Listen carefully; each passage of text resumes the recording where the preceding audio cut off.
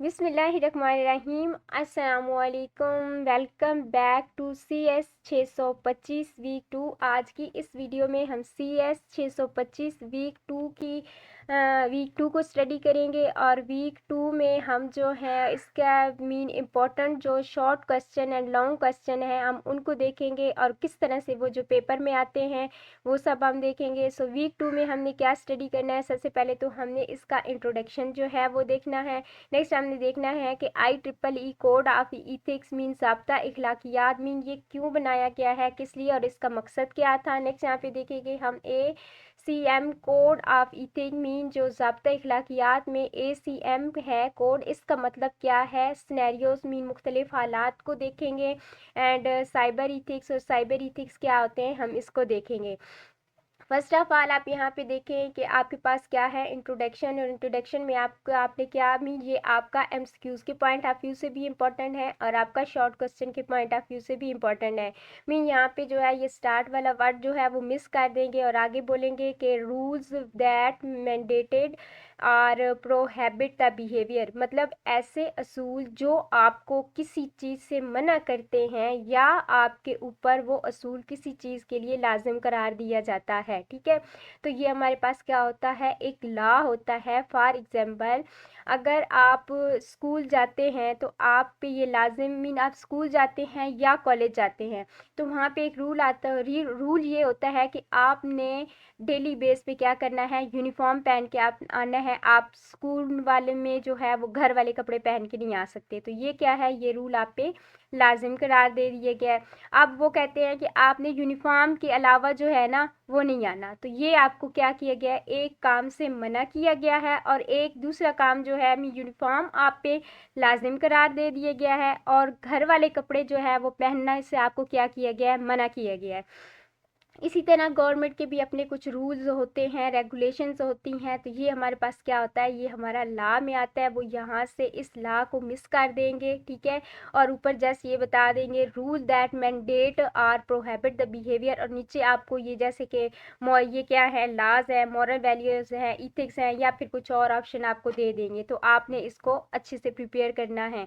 Next यहाँ पे कहते हैं कि मॉरल वैल्यूज़ क्या होती हैं, कस्टम ऑफ अ ग्रुप, किसी ग्रुप के रवैये, ठीक है, वो क्या होते हैं, वो मॉरल वैल्यूज़ होती है। मीन आप ग्रुप में काम कर रहे हो तो ग्रुप मेंबर के साथ आपका बिहेवियर, आपका रवैया कैसा होगा, अच्छा है बुरा है, ये सब चीज़ें मॉरल वैल्यूज़ में आती हैं। फिर वो कहते हैं इथिक्स, इथिक्स होता है इखलाकियात, तो वो कहते हैं सोशैलिटी एक्सेप्टेबल बिहेवियर मीन सोसाइटी, जिस सोसाइटी में आप रह रहे हैं, जिस सोसाइटी में आप काम कर रहे हैं, उस सोसाइटी के अंदर आपका बिहेवियर कैसा है। अब यहाँ पे जो है what is the law, moral value and ethics, ये आपका क्वेश्चन है। यहाँ पे मैंने साथ में आंसर भी राइट कर दिया है। इसको आप MCQs के तौर पे भी प्रिपेयर करें और इसको आप शॉर्ट क्वेश्चन के तौर पे भी प्रिपेयर करें। एक वीक के अंदर मैक्सिमम 7 से 8 क्वेश्चन है, अगर आप कर लेते हैं तो आपके MCQs और आपके जो है वो शॉर्ट एंड लॉन्ग क्वेश्चन अच्छे से हो जाएंगे और आप 100% मार्क्स ले सकते हैं।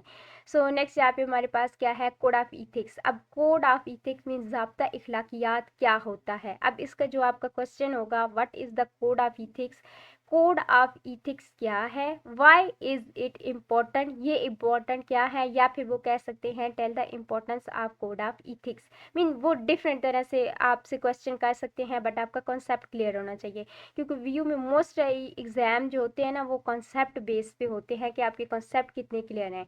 अब वो यहाँ पे कहते हैं कि established by professional organisation mean पेशेवर तंजीमों के ज़रिए कायम किया जाता है। क्या चीज़, कोड ऑफ इथिक्स जो होता है वो किसके ज़रिए, पेशेवर जो ऑर्गेनाइजेशन होती है उनके ज़रिए जो है वो इस्टेब्लिश किया जाता है।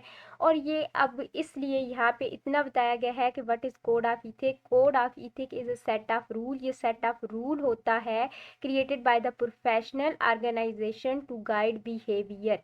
तो ये है कि what is the code of ethic. अब वाई इट इज़ इम्पॉर्टेंट, ये इम्पॉर्टेंट क्यों है, ठीक है। अब यहाँ पे देखें, it help in decision making, क्योंकि ये आपकी फैसला साजी में मदद करता है। Define the responsibility of professional, एक बंदा जो प्रोफेशनल है उसकी जिम्मेदारियां क्या हैं ये आपको बताता है। एंड ऑर्गेनाइजेशन इनफोर्स पॉलिसी, और जो ऑर्गेनाइजेशन है उसके अंदर जो असूल है उनको ये नाफिज करता है। तो ये तीन जो है वो 4 पॉइंट हैं यहाँ पे। ये आपके इसके इम्पोर्टेंस, अगर वो कहते हैं कि why code of ethics is important, तो ये 4 पॉइंट आपने लिखने हैं। अगर वो कहते हैं कि what is the code of ethics, तो फिर आपने बस यहाँ से जो है ना, code of ethics is a set of rule created by the professional organisation to guide behaviour. तो फिर आपने अगर 2 नंबर का है तो इतना राइट करना है, अगर आपका 5 नंबर का है तो फिर आप ये फुल राइट कर सकते हैं। नेक्स्ट चलें अब गोल ऑफ कोड ऑफ इथिक्स। वो तो था कि मीन हमारा जो कोड ऑफ इथिक्स होता है वो क्या होता है और उसकी इम्पोर्टेंस क्या है। अब वो जो कोड ऑफ इथिक्स है वो उसका मकसद क्या है, वो क्यों बनाया गया है। तो what are the main goal of code of ethics, इसका क्या मकसद है और ये क्यों बनाया गया है। फर्स्ट ऑफ ऑल यहाँ पे इंटेलेक्चुअल प्रॉपर्टी, ठीक है, दानिशवराना मालकियत, ठीक है। फिर उसके बाद आपकी क्या होगी, प्राइवेसी, मीन आपकी राजदारी हो सकती है। कॉन्फिडेंशियलिटी, मीन आपकी जो मालूमात है कॉन्फिडेंट मीन उससे खुफिया रखा जाता है हर एक के सामने। आपकी जो भी मीन आप अपनी कहीं पे जो है वो सीवी सबमिट करवाते हैं या अपनी पर्सनल इंफॉर्मेशन देते हैं किसी कंपनी में जॉब के लिए, तो उसे क्या रखा जाता है, बाकी एम्प्लॉयज़ से जो है वो खुफिया रखा जाता है। फिर वो कहते हैं कि प्रोफेशनल क्वालिटी, ठीक है, प्रोफेशनल का क्या म्यार होता है। फेयरनेस, मीन जहाँ पे आप काम करते हैं वहाँ पे मुनसिफाना तौर पे काम किया जाता है। सॉफ्टवेयर रिस्क, सॉफ्टवेयर के खतरात जो होते हैं उसका आपको पता होना चाहिए। इसके अलावा अनऑथोराइज एक्सेस, मीन आप किसी कंपनी में काम कर रहे हैं तो वहाँ पे किसी अनऑथोराइज बंदे को एक्सेस हासिल नहीं होनी चाहिए, ठीक है। यहाँ पे इसकी ये जो है वो 9 पॉइंट्स हैं, सेम टू सेम यही है, बस जैसे मैंने यहाँ पे साइड पे जो है वो मेंशन किए हैं और इसका क्वेश्चन भी बताया है। सो ये जो है वो क्या है, गोल ऑफ इथिक्स है। नेक्स्ट चलते हैं अब हमारे पास आ जाता है IEEE code of ethics. IEEE code of ethics क्या है। अब यहाँ पे इसका क्वेश्चन है कि explain IEEE code of ethics principle. आप जो है IEEE इसका प्रिंसिपल क्या है, मतलब इसका असूल क्या है। तो इसका पहला असूल वो क्या कहते हैं कि पब्लिक इंटरेस्ट, मीन अवाम का, पब्लिक का कितना मफाद है, मतलब आम पब्लिक को आप जो काम कर रहे हैं उससे कितना फ़ायदा हो रहा है। फिर वो कहते हैं client and employer interest, mean उसके अंदर किसी क्लाइंट और जो बाकी लोग हैं उनका कितना मतलब वहाँ पे मफाद है, इंटरेस्ट है, वो कितना इंटरेस्ट शो कर रहे हैं, ठीक है। फिर हाई क्वालिटी प्रोडक्ट, वहाँ पे जो प्रोडक्ट बनाए जा रहे हैं आया कि वो अच्छी क्वालिटी के हैं या बुरी क्वालिटी के हैं, ये चीज़ देखी जाएगी। बट यहाँ पे क्या है, आपने देखना है कि हाई क्वालिटी प्रोडक्ट, आपके प्रोडक्ट जो होने चाहिए वो हाई क्वालिटी होनी चाहिए। फिर वो कहते हैं मेंटेन इंटेग्रिटी, आपको वहाँ पे इंटेग्रिटी मीन दयानतदारी को बरकरार रखना है। फिर वो कहते हैं कि सपोर्ट द कलीग्स, आपको अपने साथियों को सपोर्ट करना है। जब आप उन्हें उनकी मदद करेंगे, हेल्प करेंगे, तो वो क्या करेंगे, वो अच्छे से काम करेंगे। फिर वो कहते हैं कि लाइफ लॉन्ग मीन यहाँ पे क्या है, लर्निंग, मीन आप फिर एक मुस्तकिल तौर पे सीख सकते हैं, कमा सकते हैं, एक अच्छी अर्निंग कर सकते हैं। तो इसका यहाँ पे जो है वो कोड ऑफ इथिक्स का प्रिंसिपल क्या है, इसकी ये 8 पॉइंट, अगर आप 5 पॉइंट भी, अगर 2 नंबर में आता है तो आप 5 पॉइंट भी राइट कर सकते हैं। अगर ये 5 नंबर में है तो आपके पॉइंट्स जो है ईजी पॉइंट है, कोई मुश्किल काम नहीं है। एक वीक में मैक्सिमम 8 क्वेश्चन है, अगर आप कर लें तो बहुत अच्छा पेपर अटैम्प्ट कर सकते हैं। नेक्स्ट चलें, अब यहाँ पे वो कहते हैं कि ACM कोड ऑफ इथिक्स। अब ज़ाब्ता इखलाकियात में ACM क्या है। अब यहाँ पे वो कहते हैं कि what are the general moral imperative of ACM code of ethics. अब इसमें आपने क्या करना है कि आपका आंसर क्या होगा, कंट्रीब्यूट ऑफ सोसाइटी, मीन माशरे में आपकी खिदमात क्या हैं, आप क्या खिदमात सर अंजाम दे रहे हैं। हर मतलब जो भी एम्प्लॉय है, चाहे वो अच्छी कंपनी से है, चाहे वो बड़े लेवल पे जॉब कर रहा है, चाहे वो छोटे लेवल पे जॉब कर रहा है, तो वो अपने माशरे में कोई ना कोई जो है वो किरदार अदा कर रहा है, माशरे की किसी न किसी तरह से खिदमत कर रहा है। फिर वो कहते हैं अवॉइड द हार्म, मीन आप जहाँ पे भी काम कर रहे हैं या फिर सोसाइटी को, माशरे को, लोगों को, दूसरे लोगों को आप नुकसान पहुँचाने से क्या करें, बचें, गुरेज करें, नुकसान किसी को ना पहुँचाएं। Be honest and trustworthy, आप जो है वो एक ईमानदार होके काम करें, आपको बेईमानी अपने काम में नहीं करनी चाहिए। फिर कहते हैं बी फेयर, इंसाफ करना सीखें या फिर इंसाफ करें। फिर वो कहते हैं रिस्पेक्ट द प्राइवेसी, में राजदारी का आप क्या करें, एहतराम करें।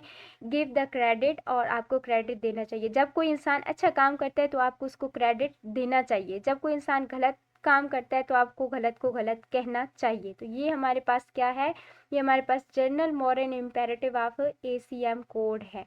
सो नेक्स्ट आप देखें, अब ये चीज़ आपके, मैं ये नहीं कह रही कि आपके एग्ज़ाम पॉइंट ऑफ व्यू से इम्पोर्टेंट नहीं है।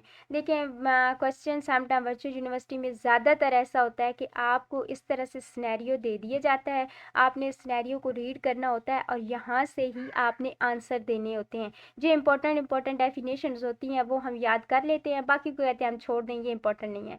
बट वर्चुअल यूनिवर्सिटी में मोस्टली ऐसा होता है कि क्वेश्चन वहाँ से ही आता है जो चीज़ हम छोड़ देते हैं और हम कहते हैं ये नहीं, ये कॉन्सेप्चुअल ऐसे छोड़ दें, हमने नहीं करनी, इसको आपने याद नहीं करना, इसको जस्ट आपने रीड करना है और आप अपने माइंड सेट के अकॉर्डिंग भी जो है वो इसका आंसर यहाँ पे राइट कर सकते हैं। ये मैंने अपने माइंड सेट के अकॉर्डिंग आंसर दिया है। अब देखिए हमारे पास केस क्या है, वो कहते हैं कि Ali use code with out permission. Ali कोई कोड जो है वो यूज़ करता है और वो किसी की इजाज़त के बगैर इस्तेमाल करता है। डिड डू गिव क्रेडिट, क्या हमें उसे क्रेडिट देना चाहिए? अब उसने गलत काम किया है, वो कोड किसी का इस्तेमाल कर रहा है और उसकी इजाज़त के बगैर कर रहा है, ठीक है। तो पहला तो काम इसने क्या किया, इसने वायोलेशन ऑफ इंटेलेक्चुअल प्रॉपर्टी की। मीन उससे बगैर, ऐसा होता है जैसे आप देख ले वाईफाई का पासवर्ड है तो वो भी हम उसका जो ऑनर होता है हम उससे पूछ के यूज़ करते हैं, ठीक है। तो उसने यही समझ लें कि जो कोड उसने यूज़ किया है उसने बगैर इजाज़त की, तो उसने क्या किया, वायोलेशन ऑफ इंटेलेक्चुअल प्रॉपर्टी। अब क्या हमें उसे क्रेडिट देना चाहिए? बिल्कुल भी नहीं देना चाहिए, क्योंकि उसने गलत काम किया, तो गलत काम के लिए क्रेडिट तो उसका नहीं ना बनता। फिर वो कहते हैं कि वायोलेशन ऑफ कॉपीराइट, उसने वायोलेशन की है किसकी, कॉपीराइट की। तो अब वो क्या कहते हैं कि use copyright software illegal, copyright software को यूज़ करना क्या होता है, इलीगल होता है, गैर कानूनी होता है। यहाँ पे वो कहते हैं वायोलेशन ऑफ कॉपीराइट, तो ये क्या है, यहाँ पे आप जस्ट इलीगल भी राइट कर देंगे तो आपका काम चल जाएगा। नेक्स्ट चलें जी, हमारे पास एक केस 2 है, वो कहते हैं कि वीक सोसाइटी सिस्टम। आप एक सिस्टम है आपके पास, कंप्यूटर सिस्टम फॉर एग्जांपल मिसाल के तौर पे ले लें, वो वीक है, हर बंदा उसके पे एक्सेस कर सकता है, तो फिर क्या आपका डेटा वहाँ पे जो है वो सिक्योर रहेगा? बिल्कुल भी नहीं रहेगा। तो वो कहते हैं कि इंफॉर्मेशन मैनेजमेंट अबाउट इस, जो आपकी इंफॉर्मेशन मैनेजमेंट है वो वहाँ पे क्या है, वो रिस्क में है। अब वो कहते हैं रिस्क टू प्राइवेसी, और आपकी प्राइवेसी, जाहिर सी बात है आपने डेटा एक जगह पे जो है वो अपने रखा हुआ है और हर बंदा वहाँ पे एक्सेस कर रहा है, तो क्या वो डेटा आपका वहाँ पे प्राइवेट होगा? बिल्कुल भी नहीं होगा। फिर वो कहते हैं कि should the inform company, yes बिल्कुल, जब आपको अपनी कंपनी, आप कंपनी में काम कर रहे हैं, वहाँ पे आपने वीक सिस्टम यूज़ किया है या फिर कुछ सॉफ्टवेयर यूज़ किया है और वो गलत है, तो आपको कंपनी को बताना चाहिए कि यार ये मुझसे गलती हो गई है, इससे हमें ये रिस्क वगैरह आ सकते हैं, तो आपको इन्फॉर्म करना चाहिए। इफ़ इग्नोर, अगर आप इग्नोर करेंगे, फॉलो द कंडक्ट और रिफ्यूज़ इथिकली, तो आप ये क्या करेंगे, मीन वायोलेशंस वगैरह करेंगे। अब हमारे पास केस 3 है, ये 3 to 4 केसेस हैं, जस्ट आप रीड कर लें, बाकी याद करने की ज़रूरत नहीं है। आप अपने मीन ऑन वर्ड भी जो है ना वो केस को स्टडी करके जो है वो आंसर दे सकते हैं। तो वो कहते हैं कि सिस्टम फेवर स्पेसिफिक ग्रुप, एक सिस्टम है जो फेवर करता है स्पेसिफिक ग्रुप में। देखिए फॉर एग्जांपल हमारे पास कंप्यूटर है, क्या ये सिस्टम को ये काम करना चाहिए? देखिए कंप्यूटर है, कंप्यूटर को इस चीज़ से कोई मतलब नहीं कि आया उसके सामने बैठ के काम करने वाली लड़की है या लड़का है, कंप्यूटर ये चीज़ नहीं देखता। वो ये चीज़ देखता है कि उसके सामने बैठ के जो बंदा काम कर रहा है वो कितने स्किल के साथ काम कर रहा है, वो कितना एफिशिएंटली काम कर रहा है। उससे इस चीज़ से कोई मतलब नहीं कि आया मेरे सामने बैठ के जो है वो कोई लड़की काम कर रही है या कोई लड़का काम कर रहा है। तो वो कहते हैं कि सिस्टम जो है वो फेवर करता है स्पेसिफिक ग्रुप की, ठीक है। तो क्या सिस्टम को प्रमोट करना चाहिए, mean race generation, mean race और जेंडर, बिल्कुल भी नहीं करना चाहिए, डिस्क्रिमिनेशन नहीं करनी चाहिए। अब अगर वो करता है डिस्क्रिमिनेशन इशू, तो फिर क्या है, वायोलेशन फेयरनेस प्रिंसिपल, वो क्या कर रहा है, वो वायलेट कर रहा है, क्या मीन इम्तियाजी का वहाँ पे इशू आ सकता है, क्योंकि कंप्यूटर कोई इस चीज़ में नहीं करता कि उसके सामने लड़की काम कर रही है या लड़का, तो ये क्या कर रहा है, ये उसकी वायोलेशन कर रहा है, क्योंकि वो क्या है, यहाँ पे डिस्क्रिमिनेशन इशू है। फिर वो कहते हैं कि सिस्टम शुड रिफ्यूज, तो developer should refuse to build a system, जो डेवलपर है उन्हें ऐसे सिस्टम बनाने से जो है वो गुरेज करना चाहिए, ठीक है। नेक्स्ट आप आ जाएं जी, आपका केस 4 है। इस केस 4 को भी जस्ट आपने स्टडी करना है कि सॉफ्टवेयर क्या है, रिलीज कर दिया गया है विद आउट बग्स। आप एक सॉफ्टवेयर डेवलपर हैं, आपको एक सॉफ्टवेयर बनाने के लिए कहा गया है, आपने सॉफ्टवेयर बनाया है और बगैर आपने चेक किए कि उसमें कोई एरर वगैरह आ रहे हैं। तो देखें, आपको मैं एक छोटी सी एग्जांपल देती हूँ। अगर आपने CS 201 पढ़ी है तो आप वहाँ पे मोस्ट ज़्यादातर स्टूडेंट सभी पढ़ते हैं CS 201। तो वहाँ पे आप प्रोग्राम राइट करते हैं, प्रोग्राम राइट करने के बाद आप रन करते हैं, रन करने के बाद आप चेक करते हैं कि वहाँ पे कोई एरर तो नहीं है।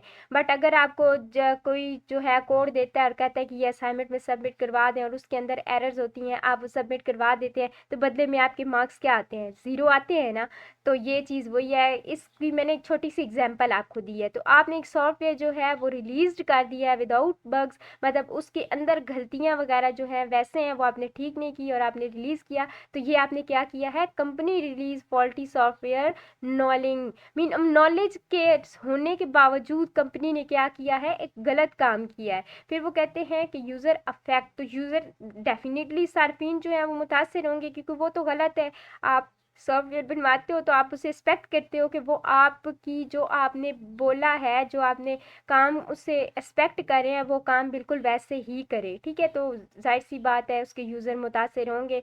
फिर वो कहते हैं legal and ethical violation, yes बिल्कुल उसने जो है वो जब गलत काम किया है तो उसने जो है वो लीगल, यहाँ पे इसके आंसर में जस्ट आप यस भी राइट कर सकते हैं और नेक्स्ट यही लाइन जो है आप यहाँ पे राइट कर सकते हैं। अदरवाइज यहाँ पे custom harm to user, sorry cause harm to user, तो उसका अगर उसने बगैर बग्स फिक्स किए सॉफ्टवेयर को रिलीज़ किया है तो उसका मकसद क्या है? मीन जो इस्तेमाल करने वाले हैं उन्हें नुकसान हो।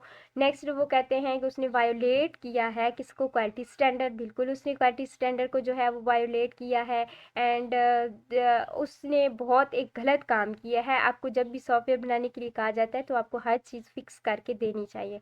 इस तरह के सिनेरियोज होते हैं, आप खुद से पढ़ के आप, ऐसा मोस्टली होता है कि आपको एक जो इस तरह का सिनेरियो दे दिया जाता है, आपने वहाँ से रीड करना होता है, नीचे आंसर देना होता है। और ये जो हमारे पास CS 601, CS 625, इसके अलावा और बहुत से सब्जेक्ट हैं, वहाँ पे इस तरह का काम जो होता है।